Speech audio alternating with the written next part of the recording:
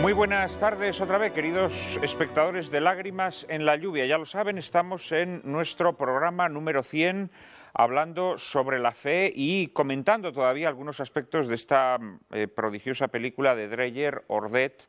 La palabra, le había dado la palabra, valga la redundancia, al padre Carreira, pidiéndole que respondiese a ese clérigo burocratizado que aparece en la película, que niega que los milagros sigan produciéndose hoy. Y el padre Carreira, como prototipo de un milagro que está ahí, mencionaba el milagro de Calanda, que quizá convendría exponer muy sucintamente a los espectadores de Lágrimas en la lluvia.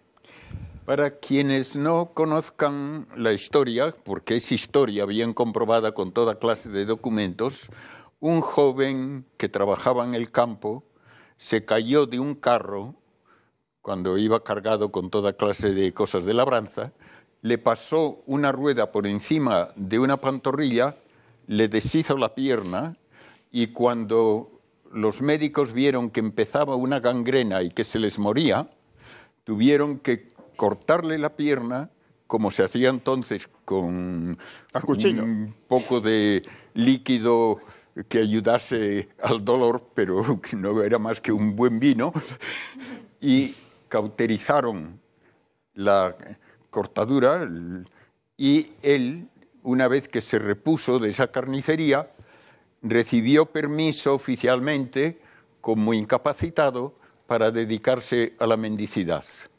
Y estuvo varios años viviendo con sus muletas, yendo en los alrededores de Zaragoza, y la gente que sabía lo que le había ocurrido y tenía pena de él, pues le daba sus limosnas. Y en una de estas correrías, si pasaba por Zaragoza y le molestaba el muñón, iba a la Virgen del Pilar, cogía unas gotitas de aceite de la lámpara y se ungía el muñón pidiendo a la Virgen que le ayudase a superar el dolor. Bien, con este fondo de años de esta forma, una noche llegó a casa, cansado, se encontró con que había un soldado que iba hacia Flandes y que le habían dado al soldado su propia cama, la de él, y que le habían preparado él un camastro con unas tablas sobre un par de barriles y allí estaba con una manta para acostarse si quería. Y él dijo que no tenía ganas ni de cenar, se despidió de los padres y del soldado y se acostó. Unos 10 minutos más tarde, la madre pensó que tal vez tendría frío y que podría necesitar otra manta. Con un candil entró y vio que de debajo de la manta salían 2 pies. Dio un grito, llegó el marido, llegó el soldado que estaba allí y todos vieron que tenía otra vez las 2 piernas. Incluso hay los detalles bonitos de que por donde le habían cortado la pierna tenía como un hilito de coral, como si le hubiesen cosido otra vez la pierna donde se la habían cortado. Y se armó el revuelo que se puede imaginar. Todo el mundo del pueblo que le conocía de años andando con solo una pierna, se acercó a ver el milagro, se enteró naturalmente la autoridad civil, la autoridad eclesiástica, había que tener cuidado que no hubiese ningún tipo de engaño, y finalmente le pidieron incluso que fuese a ver al rey que quería verlo en Madrid, y ante el embajador de Inglaterra, el rey escuchó todo lo que había ocurrido y finalmente terminó el rey arrodillándose para besar esa pierna milagrosa. Y él continuó su vida normalmente y el milagro quedó en varios escritos de tipo jurídico, de notarios públicos dando fe, y los médicos que le habían amputado la pierna dieron fe de que habían hecho eso en tal día, en tal hospital. fueron luego al sitio donde habían enterrado la pierna, en el huerto del hospital, y no estaba allí. Y para más detalle decían, era verdaderamente la suya, porque todavía tenía cerca del tobillo una cicatriz de que le había mordido un perro cuando era niño. Y se corrió por toda Europa la noticia y fue especialmente importante en la Europa protestante el conocer este milagro, porque él mencionó que cuando se despertó estaba soñando que una vez más estaba yendo a la lámpara de la Virgen para ungirse la pierna con el aceite de la lámpara. Entonces se atribuyó a la Virgen y no hubo forma alguna de negar el milagro, como digo, con toda clase de testimonios, de médicos, de jueces, de todo hijo de vecino. De modo que esto es un ejemplo que tiene todas las garantías de historicidad que uno puede pedir. Y no es de hace 20 siglos. Estamos hablando del siglo XVII. Y ya está uno hablando, por lo tanto, de un mundo en que esas cosas no se creían así como así. De modo que ha habido milagros y sigue habiéndolos, pues sí. Ahora, los milagros son, por definición, hechos extraordinarios que Dios hace solo por una razón de orden superior.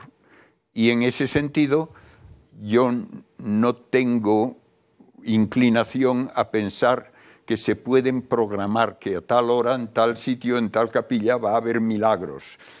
Creo que eso no es el modo en que Dios hace las cosas.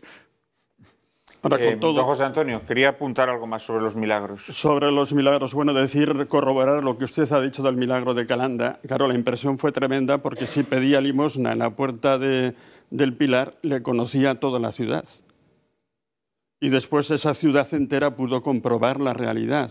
Es que es absolutamente incuestionable, como ha dicho el padre Carreira. Pero yo quería decir simplemente que suceden milagros. Todos hemos oído hablar de los milagros de Lourdes. Y eso nos suena un poco a ciencia ficción y todo eso. Vamos a ver. Si estudiamos el caso, se han dado en Lourdes más de 7.000 curaciones que están testificadas y registradas. Ahí están. Y de esas, la Iglesia ha querido que algunas se estudien a fondo. Y cuando el obispo de Tarbes dice, esta curación la vamos a estudiar a fondo, a ver si realmente no, pues entonces se reúne un comité de médicos, psicólogos, sociólogos, de 20 miembros, que llaman el Comité de Lourdes, y la Iglesia no les pide que digan si es milagro o no, sino díganos usted si esto puede tener alguna explicación humana. Y a ese comité quiere la Iglesia que haya pues también ateos. En este momento hay un musulmán.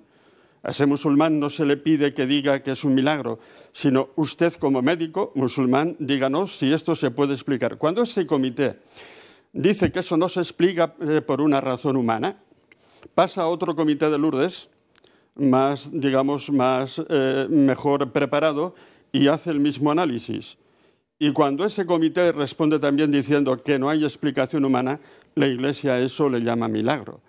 Y en ese sentido ha habido ya 68 curaciones que están certificadas, que están estudiadas a fondo, porque eso es una cosa que realmente la Iglesia se toma muy en serio.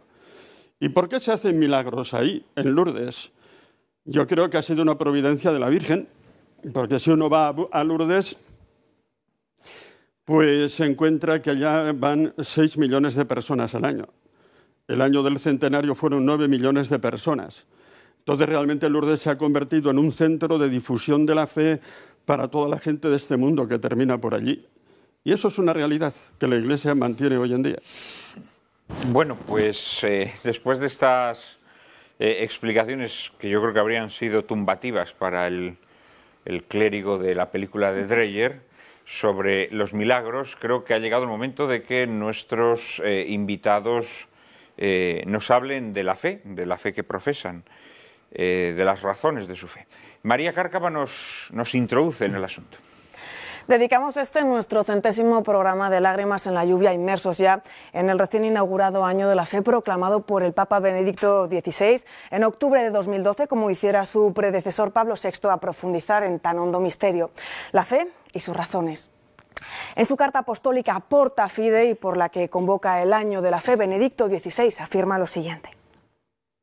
Llegados sus últimos días, el apóstol Pablo pidió al discípulo Timoteo que buscara la fe con la misma constancia de cuando era niño. Escuchemos esta invitación como dirigida a cada uno de nosotros, para que nadie se vuelva perezoso en la fe. Ella es compañera de vida que nos permite distinguir con ojos siempre nuevos las maravillas que Dios hace por nosotros. Tratando de percibir los signos de los tiempos en la historia actual, nos compromete a cada uno a convertirnos en un signo vivo de la presencia de Cristo resucitado en el mundo. Lo que el mundo necesita hoy de manera especial es el testimonio creíble de los que, iluminados en la mente y el corazón por la palabra del Señor, son capaces de abrir el corazón y la mente de muchos al deseo de Dios y de la vida verdadera, esa que no tiene fin. Todo parece clarificarse un poquito más en uno de los mejores instrumentos de apoyo a la fe, el Catecismo de la Iglesia Católica, donde se nos advierte que la fe no es un acto aislado. Nadie puede creer solo como nadie puede vivir solo. Nadie se ha dado la fe a sí mismo como nadie se ha dado la vida a sí mismo. Más adelante se prosigue. La fe es una adhesión personal del hombre entero a Dios que se revela. Comprende una adhesión de la inteligencia y de la voluntad a la revelación que Dios ha hecho de sí mismo mediante sus obras y sus palabras. Creer entraña, pues, una doble referencia a la persona y a la verdad por confianza en la persona que la atestigua. Y esta tarde han sido ustedes, queridos espectadores, quienes mediante su apoyo incondicional, mediante sus votos también, han decidido qué personas deben dar testimonio y exponer las razones de su fe, personas que hoy han tenido a bien estar con nosotros y, como no, con ustedes. Querido Padre Carrera, voy a seguir con usted, que voy a sacar jugo, ¿no? Ya que le veo animado a hablar. Quizá tendríamos que empezar explicando qué es esto de la fe, ¿no? Por mi formación filosófica y científica me gusta comenzar siempre definiendo términos. Si no tenemos una definición clara de lo que significa una palabra, podemos perder el tiempo durante muchas horas. Fe tiene 3 significados. El primero es conocimiento recibido de otros. Y casi todo lo que conocemos, cada uno de nosotros puede decir lo conoce por fe humana, porque nos lo han dicho. No lo hemos descubierto nosotros, no lo hemos razonado nosotros. Que la Tierra es redonda, por ejemplo, lo sabemos porque concedemos crédito a... Exactamente. Pues bien, esta fe humana es fuente segura de conocimiento para prácticamente el 99 y pico % de todo lo que yo creo que sé. Una vez que hablamos de la fe como fuente de conocimiento, naturalmente esa fuente de conocimiento en casi la totalidad de los casos será palabra de otro ser humano, del que me fío, y en algunos casos puede haber razones históricas suficientes para pensar que ha habido una comunicación de orden sobrenatural que nos da conocimiento que no es resultado de puro raciocinio humano. Por ejemplo, el que creamos en la Trinidad no se debe a ningún tipo de raciocinio humano, solamente porque Dios se ha dignado manifestarnos que la naturaleza divina se realiza en 3 personas, solamente por eso tenemos esa fe. Pero tenemos que tener pruebas humanas de que se dio la revelación divina y de que se transmite correctamente hasta nosotros desde el momento en que se hizo esa revelación hace 2000 años, en el caso de Cristo, por ejemplo. Esto es lo que exige también el que la fe tenga como garantía una asistencia infalible del Espíritu Santo a una iglesia docente. Y por eso el concepto de fe se pierde si no hay una iglesia docente con la ayuda del Espíritu Santo para mantener en su exactitud todo aquello que hemos recibido de Cristo a través de los apóstoles. Por eso el concepto de fe católica no es el concepto de fe protestante. Para los protestantes la fe es más que nada un sentimiento y no tiene pruebas. Nosotros exigimos pruebas de la fe. Exigimos que haya pruebas de que esto lo dijo Cristo, que lo transmitieron los apóstoles y de que Cristo prometió infaliblemente la asistencia del Espíritu Santo para mantener esa enseñanza incólume a lo largo de todos los siglos. Una vez que tenemos esta base lógica, entonces es también de suponer que lo que Dios nos enseña directamente no va a ser algo que elimine mi trabajo de estudio de la naturaleza. La fe no me va a enseñar nada de ciencia jamás. Solamente me va a enseñar lo que me lleva a acercarme a Dios y a cumplir su plan y cumplir su voluntad. Cuando de vez en cuando me ha ocurrido, alguien me dice que ha tenido una revelación privada y que le dicen el tamaño que tiene el universo, digo yo, pues, eso ya descartado por completo. Dios no va a hacer una revelación a nadie para cosas que no tienen que ver con el plan de Dios y el llevarnos hacia Él. Una vez que tenemos la fe como dada a través de Cristo, comunicada con los apóstoles, ratificada por la Iglesia, entra en juego un segundo significado de la palabra fe, que lo usamos en la vida diaria cuando uno dice, por ejemplo, yo tengo mucha fe en este médico. ¿Ah? ¿Va a aprender usted mucha anatomía del médico? No. Lo que voy a hacer es fiarme de él, porque tengo la certeza de que lo que él me sugiera va a ser útil para mí. Entonces esta fe no aumenta mi conocimiento, sino que me da una razón para un acto de mi voluntad libre. Y en ese sentido es en el que podemos decir que la fe es un acto meritorio. El conocer algo no es un acto meritorio. Lo único que puede ser meritorio es un acto de la voluntad libre.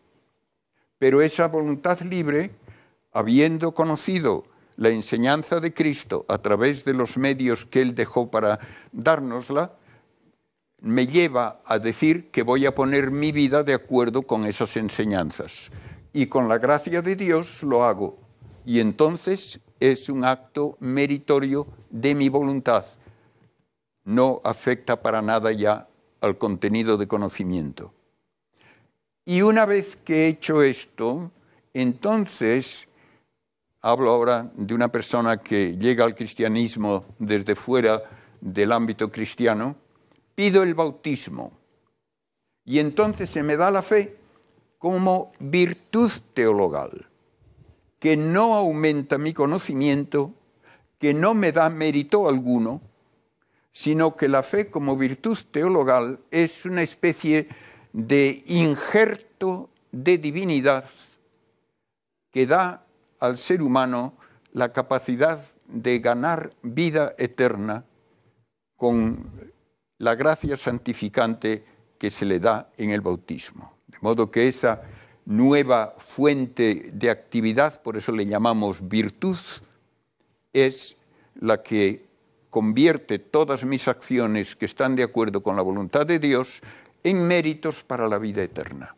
De modo que tenemos tres significados de la palabra fe que se complementan, pero que no deben nunca olvidarse, son tres significados distintos.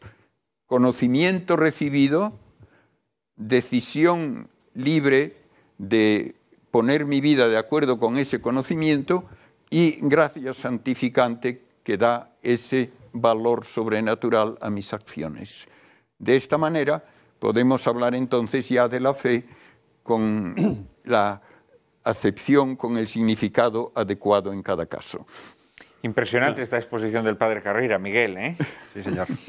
Verdaderamente impresionante. Seguro que ahora ya te da como reparo hablar, ¿no?, de la fe después de esto que nos ha dicho el padre Carreira. Pero una primera aproximación, Miguel. ¿Sabes lo que pasa? Que hoy es muy fácil. Este programa es el más fácil de todos, pese a los contertulios a los que acompaño, ¿no? Porque como la pregunta que se hace es algo así como ¿por qué creo?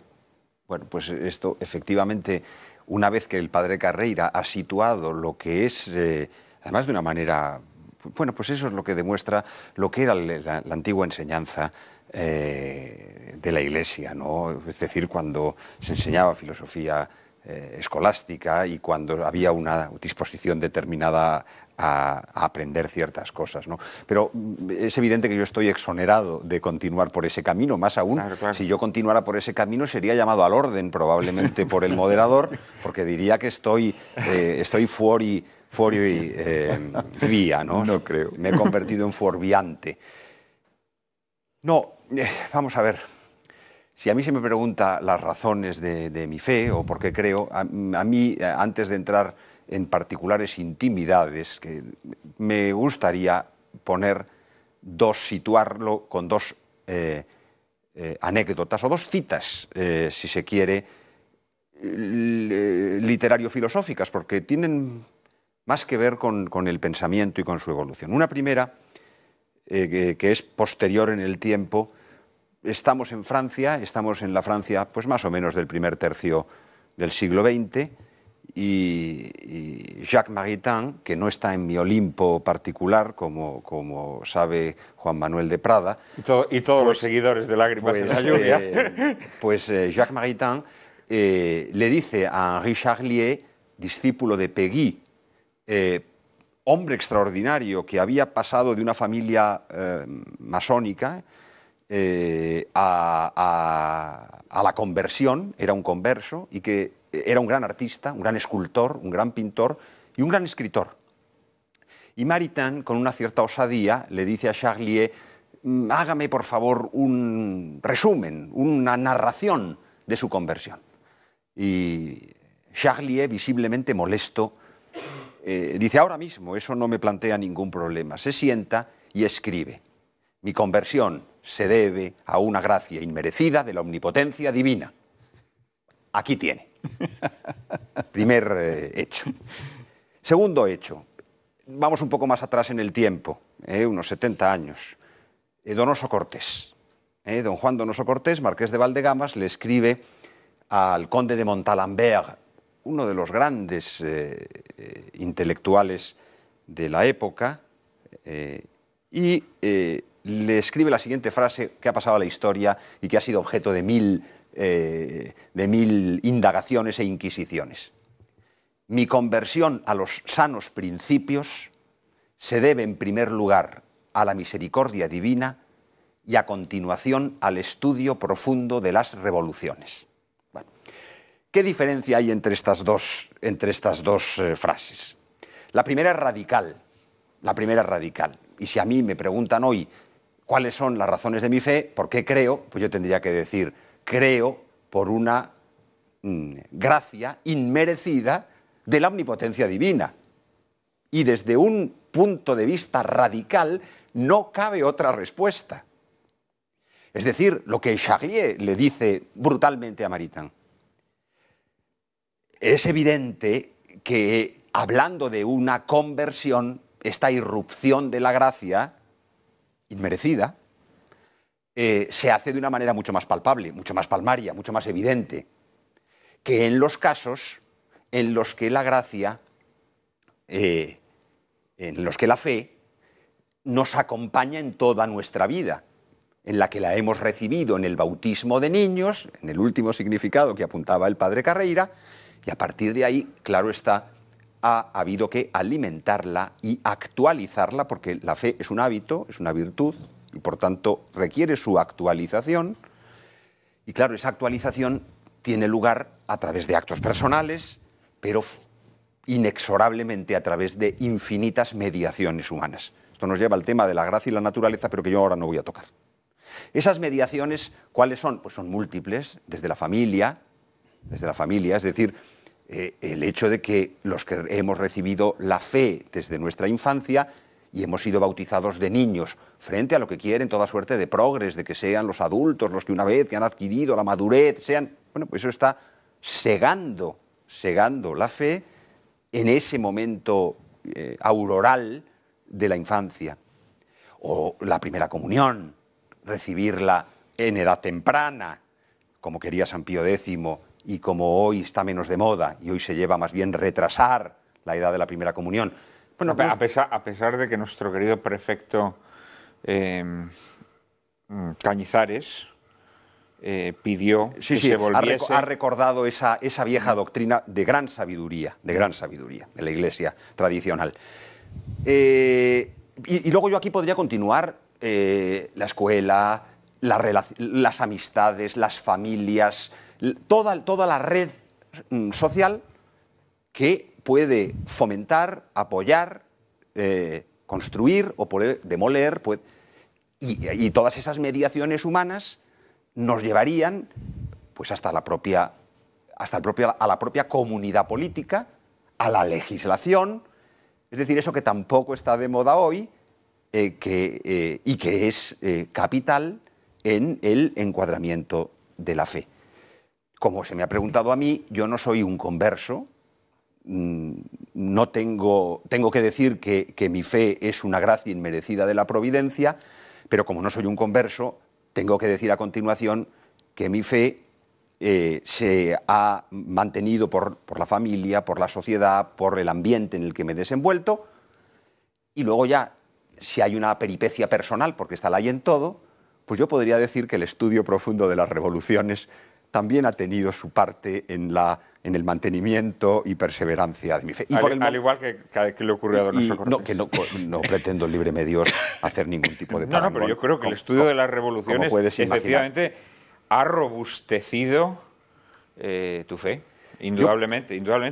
Te voy a dejar continuar, pero va a ser después de hacer una brevísima pausa de apenas un minuto. Enseguida estamos nuevamente con todos ustedes.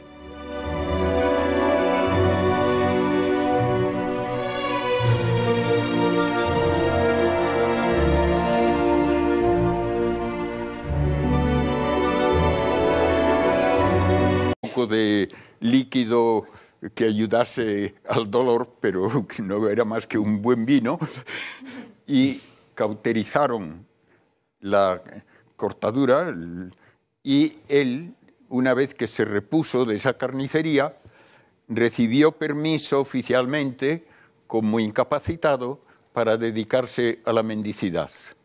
Y estuvo varios años viviendo con sus muletas, yendo en los alrededores de Zaragoza, y la gente que sabía lo que le había ocurrido y tenía pena de él, pues le daba sus limosnas. Y en una de estas correrías, si pasaba por Zaragoza y le molestaba el muñón, iba a la Virgen del Pilar, cogía unas gotitas de aceite de la lámpara y se ungía el muñón pidiendo a la Virgen que le ayudase a superar el dolor.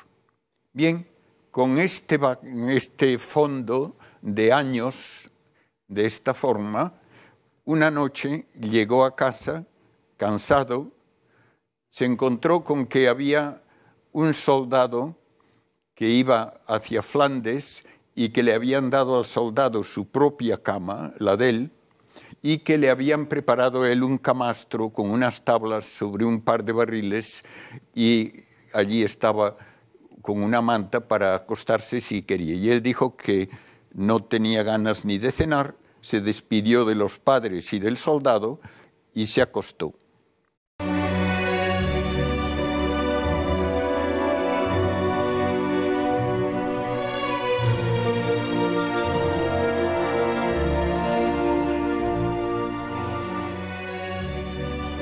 Muy buenas tardes otra vez, queridos espectadores de Lágrimas en la lluvia. Ya lo saben, estamos en nuestro programa número 100, hablando sobre la fe y comentando todavía algunos aspectos de esta prodigiosa película de Dreyer, Ordet. La palabra, le había dado la palabra, valga la redundancia, al padre Carreira, pidiéndole que respondiese a ese clérigo burocratizado que aparece en la película, que niega que los milagros sigan produciéndose hoy. Y el padre Carreira, como prototipo de un milagro que está ahí, mencionaba el milagro de Calanda, que quizá convendría exponer muy sucintamente a los espectadores de Lágrimas en la lluvia. Para quienes no conozcan la historia, porque es historia bien comprobada con toda clase de documentos, un joven que trabajaba en el campo se cayó de un carro cuando iba cargado con toda clase de cosas de labranza, le pasó una rueda por encima de una pantorrilla, le deshizo la pierna y cuando los médicos vieron que empezaba una gangrena y que se les moría, tuvieron que cortarle la pierna, como se hacía entonces con a cuchillo. Unos 10 minutos más tarde, la madre pensó que tal vez tendría frío y que podría necesitar otra manta. Con un candil entró y vio que de debajo de la manta salían 2 pies. Dio un grito, llegó el marido, llegó el soldado que estaba allí y todos vieron que tenía otra vez las 2 piernas. Incluso hay los detalles bonitos de que por donde le habían cortado la pierna tenía como un hilito de coral, como si le hubiesen cosido otra vez la pierna donde se la habían cortado. Y se armó el revuelo que se puede imaginar.